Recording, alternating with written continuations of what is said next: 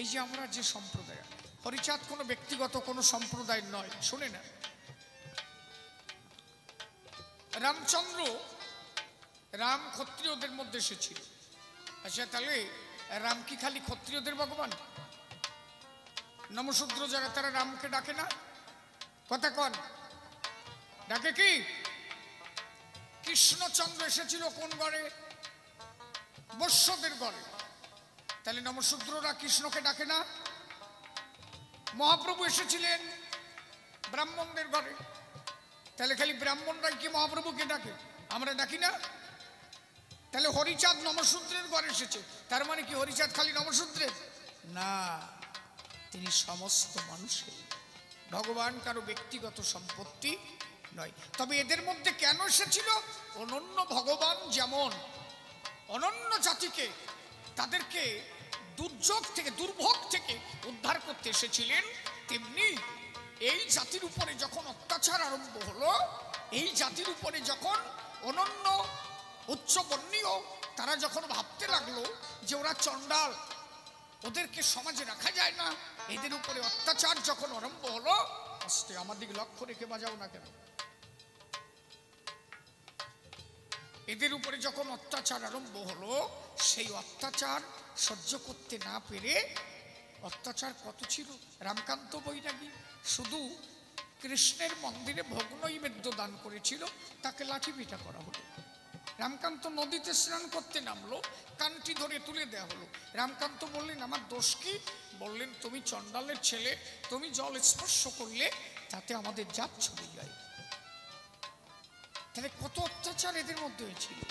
সেই অত্যাচার এরা তখন ডেকেছিল কোথায়? ভগবান। তখন এদের পরিত্রাণ করতে ভগবান এসেছিলেন। তার মানে এই নয় হরিগুরুচাঁদ শুধু নমশূদ্রের ভগবান, তিনি সবার জন্য এসেছিলেন, সমস্ত ভক্ত সবার কারণে ভগবান। হরি বল, হরি বল।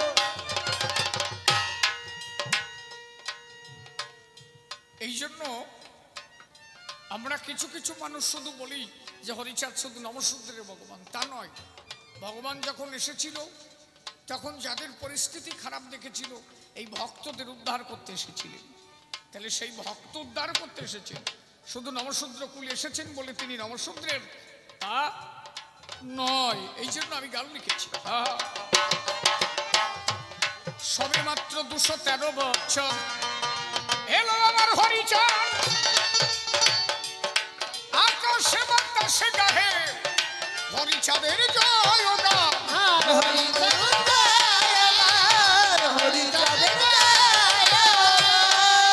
অধম শিশির বলে আর নয় বেশিক্ষণ, শিশির বলে নয় বেশিক্ষণ, অধম শিশির বলে আর নয় বেশিক্ষণ, বিশ্ব হতে হরিদাস, বিশ্ব হতে বিশ্বাস,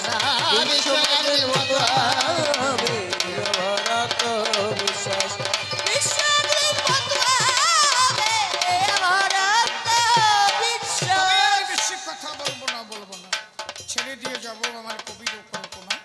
আমার মতো এখানে ছেড়ে দিয়ে যাই। এইবার গণপতি আসিবে সবাই, গুরুচাঁদের কি অবদান, অত জনম্বরে প্রশ্নই করে গেল।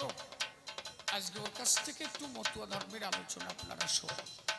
প্রশ্ন যা করেছে ও করেছে, গুরুচাঁদ ঠাকুর কি করেছে এই নিয়ে ও একটু আলোচনা করুক, আমাদের বোঝাক, আমাদের পোক মরুক নাকি, যাতে আমরাও বুঝতে পারি।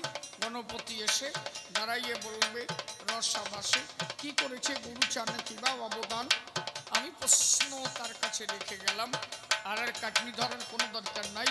ওরই কথাই একটু এসে বউকে সবাই, তারপরে গণপতি দীনেশ বাবু দুজন দাঁড়াইয়ে তারা দেবে হে মিলন। আর কেন দাঁড়াইব সবারই সদন, আমার মতো এখানেতে ভাবতান্ত হলো, আর কেন দাঁড়াইব সভ্য সভা তল। এদিকেতে আছি যত ভক্ত শ্রোতাগণ, বন্দনা করে যাই সবারই চরণ, ভক্ত বৃন্দের চরণ ধুলি, ভক্তিতে আমি যাই মস্তকে তুলি। তবে আর বেশি কথা বলবো না, ছেড়ে দিয়ে জন্মের কম বলেছে না। এই পর্যন্ত প্রথমবারে ভাবখান্ত হলো। জয় জয় হরি গুরুচাঁদ, তারক অনন্ত পাগল প্রেমানন্দে। হরি বল, হরি বল। আমার স্বামীকে যাতে আমার বংশ রক্ষা পায়, বংশ উদ্ধার হয়, এমন একটা কর্ম আমি চাই। তখন ওই সাধু বর দিল, ঠিক আছে মা, তোদের যে কয়টা ছেলে মেয়ে কথা নিবি, আরেকটা ছেলে হবে, ওই ছেলেটার নাম নারায়ণ রাখবি। বলছি এতেই হয়ে যাবে? বলছে হ্যাঁ। যখন আরেকটা ছেলে হলো, ওই ছেলেটার নাম নারায়ণ রাখলো। কিন্তু অজামিল ওই ছোট ছেলে নারায়ণকে বেশি ভালোবাসে, নারায়ণ নারায়ণ বলে ডাকে। যখন অজামিলের পাপের পূর্ণ ভরা হয়ে এলো, যখন যমদূত দেখলো যে ওর সময় শেষ, যমদূত পাঠিয়ে দিল, যাও, ওর মরার সময় হয়ে গেছে, অজামিল রে টানতে টানতে নরকে নিয়ে আসো। যখন যমরাজ হুকুম দেয়, ওই যমরাজের যে দূত তখন ওই অজামিল রে আনতে যায়। অজামিলকে যখন আনতে গেল, কি বলবো আপনার দিকের ধারে, অজামিল পাশে গিয়ে ওই যমদূত দাঁড়াল, কি বলবো আপনার দিকের ধারে জীবন যাবে যাবে অবস্থায় এই সময় ছেলেটাকে 3টা ডাক দিয়েছিল, মানে নিজের ছেলেকে ডাক দিয়েছিল, খুব ভালোবাসে, মরার সময় ডাক দিয়েছিল, নারায়ণ নারায়ণ নারায়ণ। যখন 3বার ডাক দেয়, তখন নারায়ণের আসন টলে যায়। নারায়ণ তখন বিষ্ণুদূত পাঠিয়ে দেয়, যাও, ও মরার সময় আমার 3বার নাম উচ্চারণ করেছে, নারায়ণ নাম যদি মরার সময় 3বার উচ্চারণ করে, সে পুষ্পরথে চলে যায় বিষ্ণু লোকে। তখন নারায়ণ দূত পাঠাই দিল, আপনাদের কাছে বলা ভালো, এদিকে যমদূত দাঁড়ায় রয়েছে নেবার জন্য। যখন নারায়ণ দূত এলো, যমদূত ধরতে যাবে, নারায়ণ দূত ডাক দিয়ে কয়, ওকে তোমরা নিও না। বলছে কেন? বলছে ও 3বার মরার সময় নারায়ণ নারায়ণ নারায়ণ 3বার বলেছে, মনে আছে ভাবো, ওকে নিয়ে বৈকুণ্ঠে যাব। বলছে ও তো সারা জীবন আকাশ করেছে, সারা জীবন পাপ কাজ করেছে, অনন্তকাল পর্যন্ত নরকে থাকলে ও কখনো বেরোতে পারবে না। বলছে অনন্তকাল ধরেও যদি পাপ করে, মরার সময় যদি 3বার নারায়ণ নারায়ণ জপ করে, তার সমস্ত পাপ ক্ষয় হয়ে তাকে বৈকুণ্ঠে নেয়। তখন যমদূত সরে গেল, বিষ্ণুদূত ওই অজামিলকে নিয়ে বৈকুণ্ঠে গেল। এই জন্য তারক গোসাই লিখলো, অজামিল বৈকুণ্ঠে যায়, প্রহ্লাদের হয় জীবন রক্ষে বিষাগুণে। অর্থাৎ ছেলে মেয়ের নাম ভগবানের নামে মিলিয়ে রাখতে হয়। এই জন্য আমরা ধর্ম কতটুক জানি না, তারপরও দেখি ছোট করে আমি একটু হরিগুরু চাঁদের কথা আলোচনা করি। কোথায় গেল লোকজন?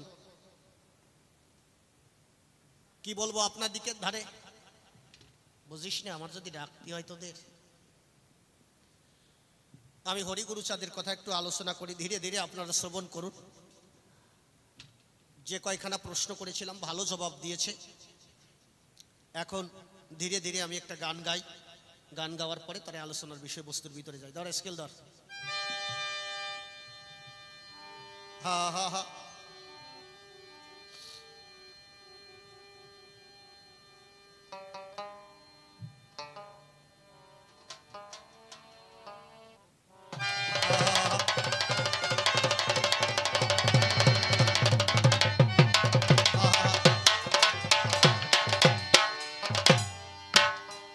ভৈরবের ভট্টাস্কর। হা হা হা।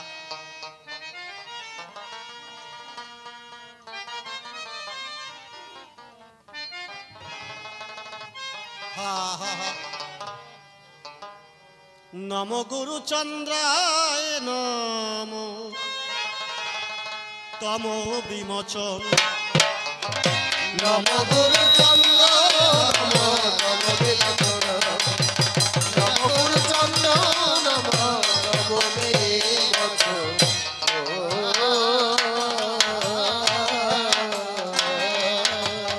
আমার চিত্ত গুহয় অন্ধকার, চিত্ত গুহর অন্ধকার, হরি তুমি করো উদ্গীরণ। নম গুরু চন্দ্র নম বিমোচন, নম গুরু চন্দ্র নম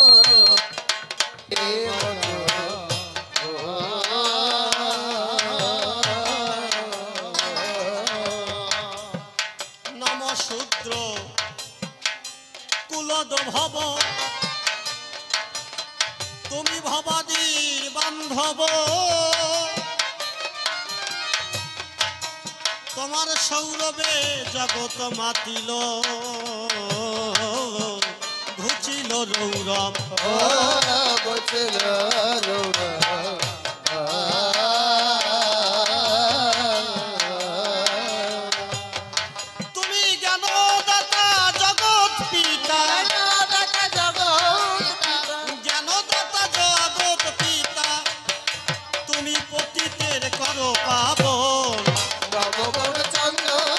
নম বিমোচন নম গুরু চন্দন নম বিমোচন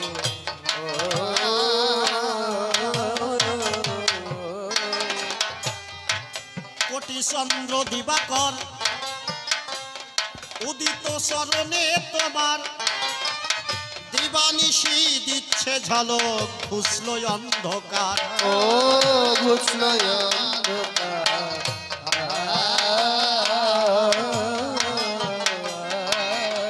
কোটি চন্দ্র দিবাকর উদিত চরণে তোমার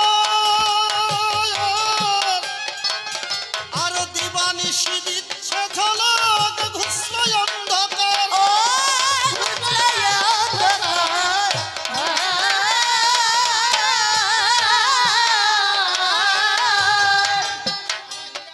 আমায় দিয়ে আলোক করো পুলক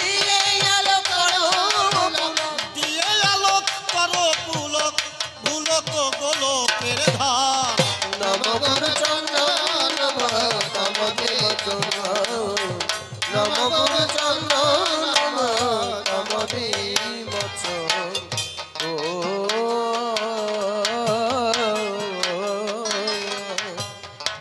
ক্ষুদ্র নম শূদ্রগণ তাদের অজ্ঞান ভঞ্জন দিব্য জ্ঞান করি দান করিলে ব্রাহ্মণ ও করিলেন ব্রহ্ম ও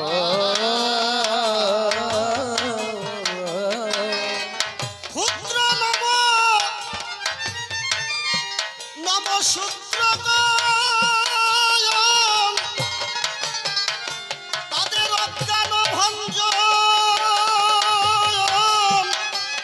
দিব্য জ্ঞান করি দান করিলে ব্রাহ্মণ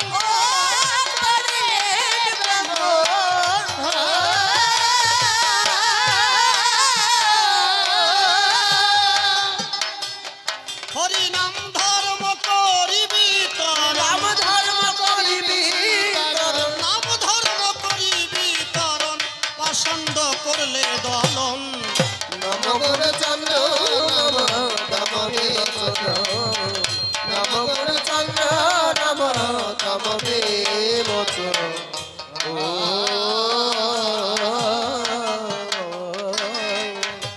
শ্রীমৎ অশ্বিনী গোসাই লিখলেন নম গুরু চন্দ্রায় নম তম বিমোচন আমার চিত্ত গুহ চিত্ত মানে মন চিত্ত গুহ অন্ধকার তুমি করো উদ্গীরণ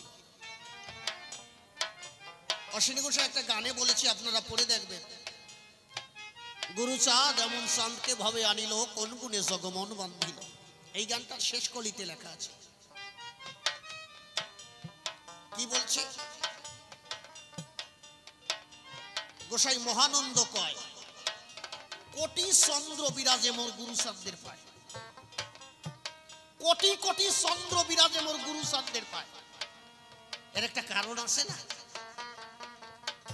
আজ পর্যন্ত যত অবতার পৃথিবীর বুকে এসেছে ত্রেতা যুগে রামচন্দ্র এসেছিল রামচন্দ্র আসার ৬০,০০০ বছর আগে নাকি রামায়ণ লিখেছিল বাল্মীকি আচ্ছা রামায়ণ লিখেছে ভালো কথা রামায়ণ আমাদের পড়তে হলে শিক্ষার প্রয়োজন না নাকি না এমনি এমনি পড়ে যাব আমাদের তো আগে লেখাপড়ার দরকার নাকি আপনার ছেলে যদি স্কুলে না যায় রামায়ণ দেন পড়তে পারে নাকি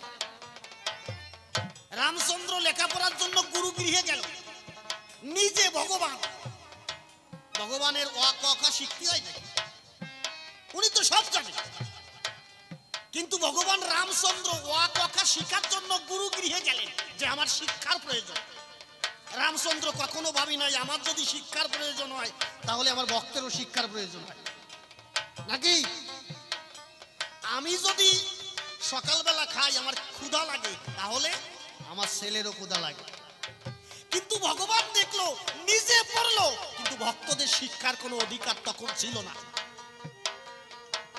তখন দেয় নাই এই জন্য রামায়ণ দিয়েছিল তৎকালীন সময়ে কিছু কিছু মানুষ তাদের বিদ্যা শিক্ষার অধিকার ছিল, একমাত্র তারাই পড়তে পারে। আর ওদের বলা হতো এই এগুলো পড়ার তোদের অধিকার নাই।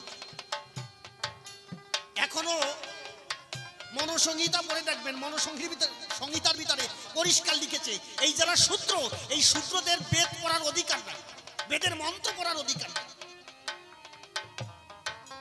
ভগবান রামচন্দ্র শিক্ষা দেয়নি, নিজে শিক্ষা গ্রহণ করেছে কিন্তু ভক্তদের দেয়নি। এরপরে ভগবান কৃষ্ণ এলো। আমি কিন্তু কারো নিন্দা করছি না,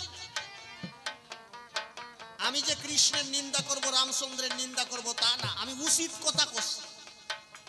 উচিত কথা বলা, এখন আপনি গ্রামের বড় একজন পণ্ডিত, আপনি যদি গম চুরি করেন, আমি যদি সেই কথা বলি যে গ্রামের ওই পণ্ডিত গম চুরি করেছে, এটা তো উচিত কথা নাকি?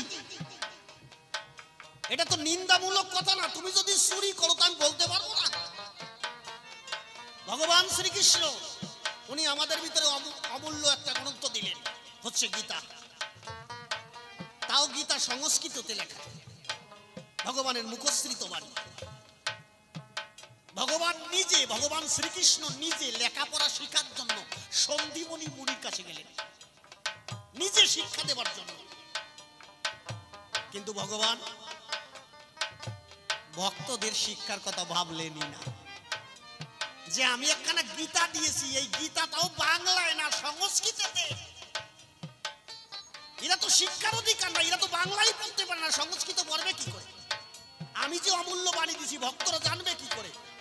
শ্রীকৃষ্ণ ভাবেনি। এরপরে শ্রীকৃষ্ণ গৌরাঙ্গ যখন হয়ে এলো, নিজে গৌরাঙ্গ মহাপ্রভু পণ্ডিত উপাধি পেল, শিক্ষার জন্য টলে গিয়ে পড়াশোনা করল মহাপ্রভু।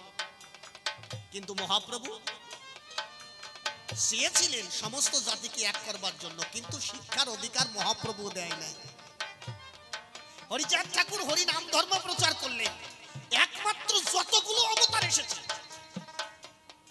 যত অবতার এসেছে, রামকৃষ্ণ বলেন, এরপরে রামচন্দ্র, শ্রীকৃষ্ণ, গৌরাঙ্গ, নিত্যানন্দ, দারু ব্রহ্ম, কেউ শিক্ষার অধিকার দেয় নাই। এই জাতিকে যদি শিক্ষার অধিকার দেয়, রামায়ণ পাঠ করার যদি কেউ অধিকার দেয়, গীতা পাঠ করার যদি কেউ অধিকার দেয়, একমাত্র দিয়েছে গুরুচাঁদ। এই যে আমরা যে রামায়ণ পাঠ করতেছি, আমরা শিক্ষা না পেলে তো পাঠ করতে পারতাম না। ওই যে রামায়ণে গায় না, কি জানো, আদি যুগে কি আদি কাণ্ডে রামের জন্য সীতা দেবীর বিয়া, অযোধ্যা কাণ্ডেতে রাম গেলেন ভরতকে রাজ্য দিয়া। এই যে যে কথাগুলো বললাম, আমি যদি শিক্ষিত না হতাম বলতে পারতাম? কখনোই না। এই যে আমরা সরস্বতী দেবীর পূজা করি, মা সরস্বতীর ফুল বেলপাতা দিয়ে পুজো করি, বাহ বাহ। আচ্ছা, সরস্বতী পূজা তো কলি যুগে না, সত্য যুগিতে সরস্বতী পূজা।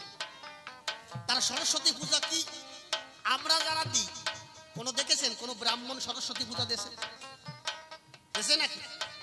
না, কোন ব্রাহ্মণ সরস্বতী পূজা দেখেন কেন? ওদের বিদ্যার প্রয়োজন না? না, ওদের বিদ্যা আগের থেকে ঢুকে গেছে। কোন ব্রাহ্মণ কিন্তু সরস্বতী পূজা দেয় না। দেয় কারা? আমরা যারা শূদ্র, আমরা সরস্বতী পূজা দিই বিদ্যা পাওয়ার জন্য। কিন্তু যখন আমাদের স্কুলে ঢুকতে দেয় নাই, এই উচ্চ বর্ণের কিছু মানুষ আমাদের স্কুলে ঢুকতে দেয় নাই, আমাদের গিটি ধাক্কা দিয়ে বের করে দিয়েছে, তখন সরস্বতী বলবে না ওকে পুজো আমার খাতি হবে, ওকে স্কুলে ঢুকতে দে। কই সরস্বতী তো কিছু বলে নাই, কোন সরস্বতী তখন আসে নাই। একমাত্র এই নিষ্পেষিত নির্যাতিত মানুষের যদি কেউ বান্ধবতে থাকে, সে আমার হরিগুরু চাঁদ ছাড়া আর কেউ না।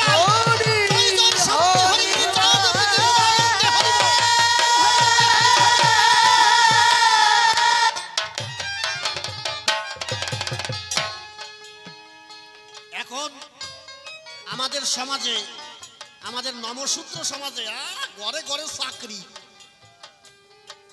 তখন কৃষ্ণ ভক্ত হও, কালী ভক্ত হও, শিব ভক্ত হও, কাঁচা কুঞ্চির বাড়ির থেকে কাটতে পারো নাই। কি বলবো আপনার দিকের ধারে এই যে রামকান্ত বাসুদেব পূজা করতেন, উনি কি কৃষ্ণ ভক্ত ছিল না? উনি একজন কৃষ্ণ ভক্ত ছিল। তখন ওই রামকান্তরে গিয়ে বললো, এই বাসুদেব, তোরা শূদ্র, তোদের পূজা করার অধিকার নাই, কারণ তোদের ঘরে কোনো ভগবান আসে নাই। কারণ দেখবেন ক্ষত্রিয়ের ঘরে রাম এসেছে, ক্ষত্রিয়ের ঘরে রাম এসেছে, এরপরে বৈশ্যের ঘরে কৃষ্ণ এসেছে, আর ব্রাহ্মণের ঘরে মহাপ্রভু এসেছে, কিন্তু আমাদের নমশূদ্রের ঘরে কোনো ভগবান নাই। এজন্য বিজয়বাবু একটা গান লিখেছে না, ব্রাহ্মণ ক্ষত্র বৈশ্য গৃহে হরি উপস্থিত, দিনহীন প্রতিজনে সে ধনে বঞ্চিত। সে ধনে বঞ্চিত।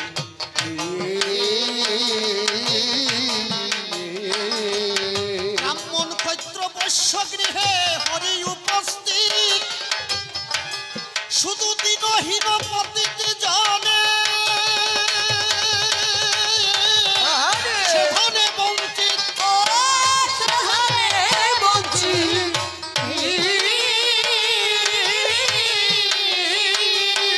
তার মানে ছোট, ব্রাহ্মণ ক্ষত্রিয় বৈশ্য গৃহে হরি উপস্থিত, কিন্তু এই দিনহীন প্রতিজনে সে ধনে বঞ্চিত। যখন রামকান্তকে মারা হলো, রামকান্ত কৃষ্ণ পূজা করেছিল, তখন কৃষ্ণ পূজা করো, কালী পূজা করো, শিব পূজা করো, দুর্গা পূজা করো, যে পূজা করো, তুমি যদি নমশূদ্র হয়েছো, তোমাদের তখন চন্ডাল বলতো, তুমি যদি নমশূদ্র হয়েছো তাহলে কাঁচা কুঞ্চির বাড়ির থেকে কাটতে পারো নাই। যখন ভক্তদের আঘাত করলো, রামকান্তকে মারা হলো, রামকান্ত ডাক দিয়ে করলেন বর্ণনা, ঠাকুর তুমি আমার কথা নিও, আর সহ্য হচ্ছে না এত অত্যাচার, এখন দয়া করে এই শূদ্রদের উদ্ধার করবার জন্য তুমি আসো। জয় জয় শক্তি হরিগুরু চারণে প্রীতি তোমার আনন্দে হরিবোল।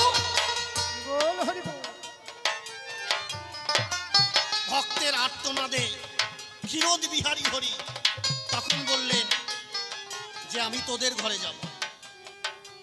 সেই ক্ষীরোদ বিহারী হরি ধরার বুকে নামলেন অষ্টবিংশ মন্বন্তরে। আমাদের এই যে চাকরি হতো নাকি, আমাদের জানো নমশূদ্র সমাজের কে প্রথম চাকরি পেয়েছিল? আমাদের চাকরি হতো না, চাকরি দেওয়া হতো না, যে ওরা চন্ডাল, ওদের চাকরি দেওয়া যাবে না। প্রথম চাকরি পেয়েছিল গুরুচাঁদ ঠাকুরের প্রথম পুত্র শশীভূষণ। শশীভূষণ গিয়ে গুরুচাঁদ ঠাকুরের বলল, বাবা আমি আর এই পড়াশোনা করব না। কেন? পড়াশোনা করে কি হবে, আমার তো চাকরি হবে। বলছে চিন্তা করিস না, চাকরি যে দেবে সে খুব তাড়াতাড়ি তোর সঙ্গে দেখা হবে। গুরুচাঁদের আদেশে তখন এই শশীভূষণকে পাঠানো হলো কলকাতায়। বলছে যাও, অস্ট্রেলিয়া থেকে একজন ব্যক্তি আসবে, উনি মীর সাহেব, ওনার সঙ্গে দেখা করো। কলকাতায় চলে গেল শশীভূষণ, গিয়ে মীর সাহেবের সঙ্গে যখন দেখা করলো, মীর সাহেব জিজ্ঞেস করলো, কে তুমি, তোমার পিতার নাম কি? তখন মীর সাহেব যখন জিজ্ঞেস করেছিল, গুরুচাঁদ ঠাকুরের পুত্র শশীভূষণ বলেছিল, আমার নাম শশীভূষণ, আমার বাবার নাম শ্রী শ্রী গুরুচাঁদ। বলছে ও গুরুচাঁদ, হ্যাঁ আমি নাম শুনেছি গুরুচাঁদের। বলছে আমার ঠাকুর দাদা পূর্ণ ব্রহ্ম শ্রী শ্রী হরিচাঁদ ঠাকুর। বলছে তোমরা বাবার সঙ্গে আমার একটু দেখা করাতে পারো? বলছে হ্যাঁ। তখন প্রথম এই শশীভূষণের সঙ্গে মীর সাহেব প্রথমে আসলো ওরাকান্দিতে। ওরাকান্দিতে গুরুচাঁদ ঠাকুরকে দেখে গুরুচাঁদ ঠাকুর বলল যে শশী দেখো, এদের একটু চাকরির ব্যবস্থা করে দাও। তখন আমাদের নমশূদ্র সমাজে একটাও চাকরি নাই, চাকরি দেয় না।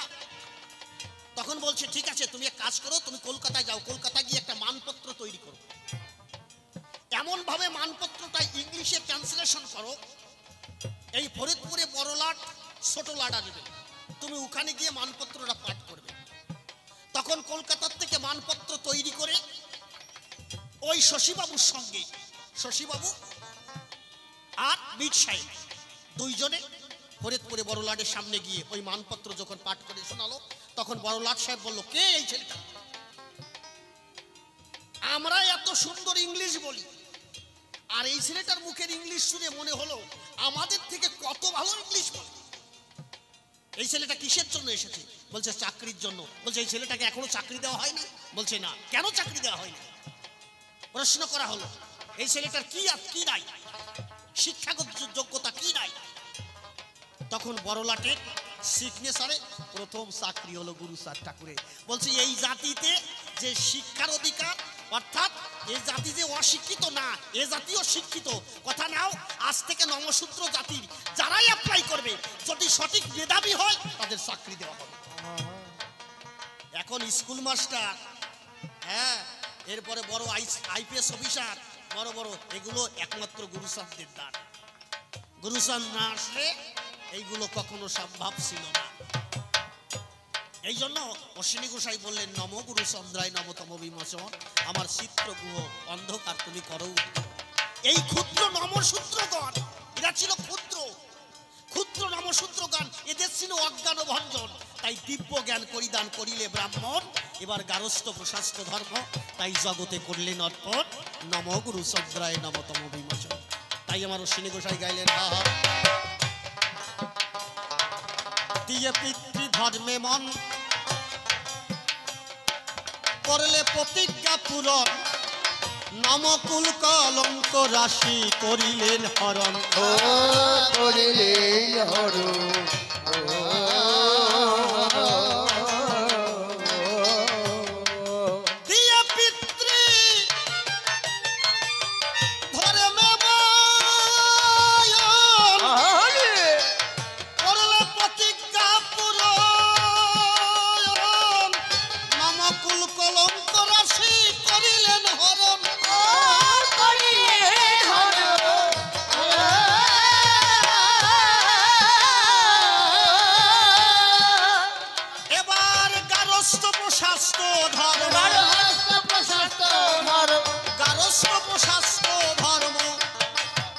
জগতে করলে নরপণ, নম গুরুচন্দ্র নমতম বিমোচন, নম গুরুচন্দ্র নমতম বিমোচন।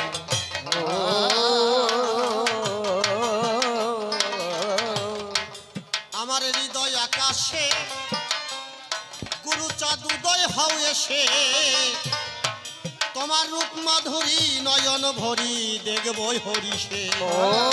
দেখব হরিষে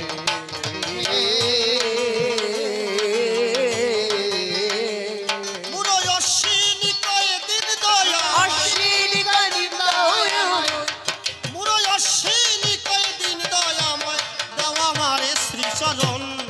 নম গুরুচন্দ্র নমতম বিমোচন, নম গুরুচন্দ্র নমতম বিমোচন।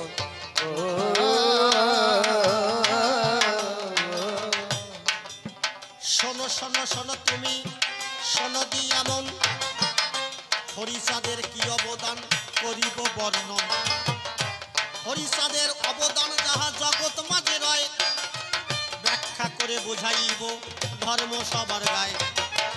দেখো যুগে যুগে যত অবতার এসেছে, প্রত্যেকটা অবতার যে নাম দিয়েছে জীবের উদ্ধারের কারণে। রামচন্দ্র রাম নাম দিলেন, কিন্তু রাম নামে, শুধু রাম নামে ভগবানকে পাওয়া যাবে না। তৎকালীন সময় ব্যবস্থা ছিল কি, রাম নামের মাধ্যমে তোমার যাগযজ্ঞ করতে হবে, যাগযজ্ঞ করতে হবে। এরপরে কৃষ্ণ এলো, কৃষ্ণ ডাক দিয়ে করলেন বর্ণনা, এবার পূজা পার্বণ করতে হবে। গৌরাঙ্গ মহাপ্রভু যে ধর্ম দিতে আসছিলেন, যদি পূর্ণভাবে দিতে পারত হরিচাঁদের আসার দরকার ছিল না। কিন্তু হরিচাঁদ ঠাকুর শুধু বললেন, কথা নাও, তোমাদের যাগযজ্ঞ পূজা পার্বণের কোনো কিছুর দরকার নাই, শুধু হাতে কাজ করো, মুখে নাম করো, নামের মাধ্যমে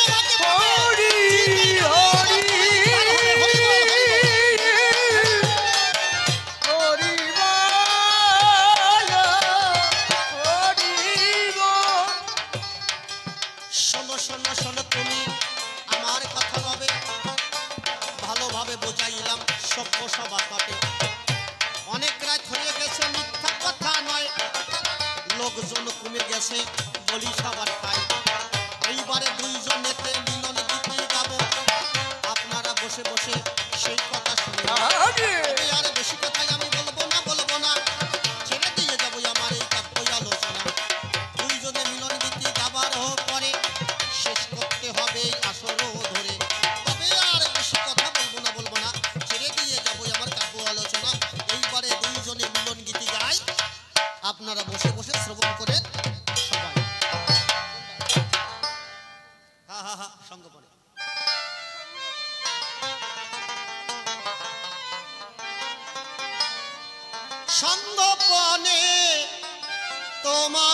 সনে মনে মনে আমার মিলন সঙ্গপনে তোমার সনে মনে মনে আমার মিল।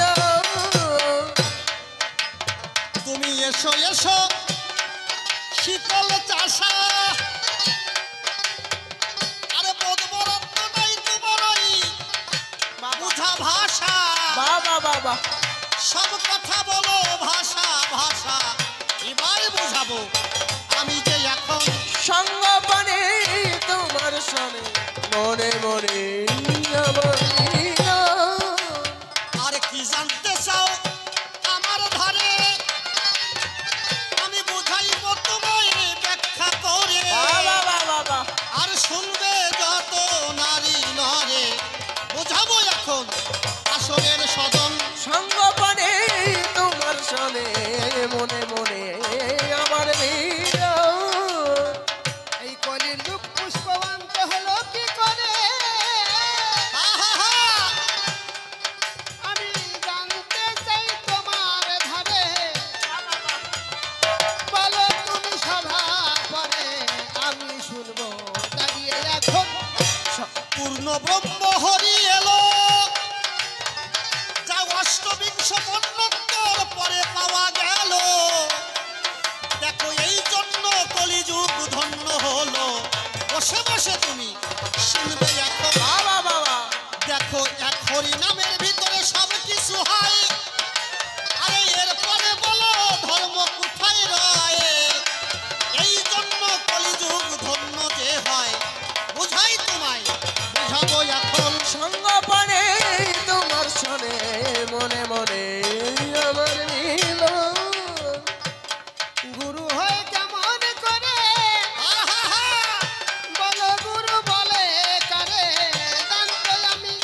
জানবই আমি তোমার গোসরে করো তুমি তাহাই বর্ণ। দেখো গুরুর গুরুত্ব যার আছে ধারে বেশ বেশ সে গুরু হতে পারে জগৎ সংসারে আর হরি নামে তার নয়ন ঝরে সে হয় এই গুরু যে তখন আরে আর হরি নামে সে হয় পাগল পারা হরিহর হরিহর অন্য কিছুতে হয় না আত্মহারা একমাত্র হরি নামে তার যারা যারা সে হয় দেখো গুরু যে প্রধান সঙ্গপনে তোমার সনে মনে মনে আমার মিল। সেই মানুষ কোথায় আছে বাবা বাবা বলো তুমি আমার সকাশে। বলো বলো রসা ভাসে ওহে বলো হরিবর এখন। দেখো সেই মানুষ আছে এই ভক্তের কাছে আর তুমি যাবে দেখো তাদের পাশে তুমি চরণ ধুলি নিবে শেষে তবে মানুষ তুমি করবে দর্শন সঙ্গপনে তোমার সনে মনে মনে আমার মিল। সেই মানুষ আমি পেলে বাবা বাবা ধর্ম তাহার পদ তলে চরণ ধুলি নিব তুলে আমি যদি করি দর্শন। সেই মানুষ যদি পেতে তুমি চাও হরি গুরু সাদের গুণ আগে গাও তবে দেখো সেই মানুষ পাও সবার আগে এই করো করো যে এখন হরি নাম ছাড়া কোনো গতি নাই সেই হরি নাম দিল এমন হরি কিরণ সাই আর পতিত পাবন গুরু সাদ দেশাই সেই নাম তুমি করো যে এখন সঙ্গপনে তোমার সনে মনে মনে আমার মিল। পতিত মানে পতিত জমি হয় সেই জমি চাষ করলে ফসল তো হয়। গুরু যেমন কি ফসল দেয় বলো তুমি সেই কথা এখন। পতিতকে যে নাহি তারে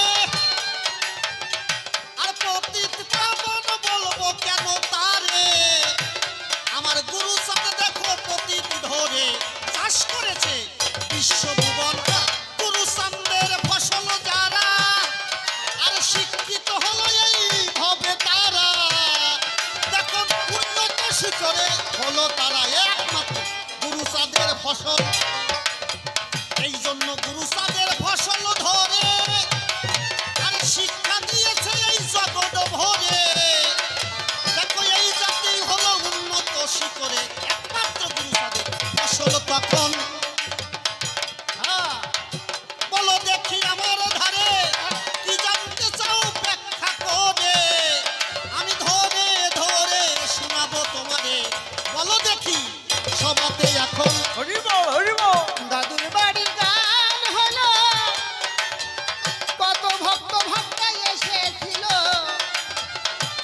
সেবা দিয়েছিল তুমি কি তাই দেখো না এখন? আরে অন্য সেবা নিবে কেন? আরে প্রসাদ সেবা যখন পাবো, আরে ভক্তের প্রসাদ পাবো তবেই দেখো হবে যে এখন অন্ন খায় জগতে যারা, দেখো প্রসাদ পায় না, দেখো যে তারা এই জন্য দাদুর বাড়ি প্রসাদ ধরা। এই প্রসাদ খাবে যে যখন, প্রসাদ খেলে জীবন সুন্দর হবে, হরি নামে তার ভক্তি হবে। একবার হরি হরি বলো নারী নরে, হরি নাম ছাড়া গতি নাই কখন। সঙ্গপানে তোমার সনে মনে মনে আমার মিলা। ব্রহ্মা বিষ্ণু পুরাণ ধরে যে প্রসাদ বাঞ্ছা করে, পুরা কান্দি এলো ধরে, পুরা কান্দি যাইয়ে করো ভক্ত। দেখো পুরা কান্দি কত প্রসাদ আছে, তুমি খাবে দেখো উদর পুরে, তবেই তুমি যাবে সেই শ্রীহরির নিকটে। তোমায় বলি আমি যে এখন ওরা কান্দি যেতে গেলে কিছু অর্থের প্রয়োজন মেলে, অর্থ আমার কে দেবে বলে বলো তুমি তাই বলো।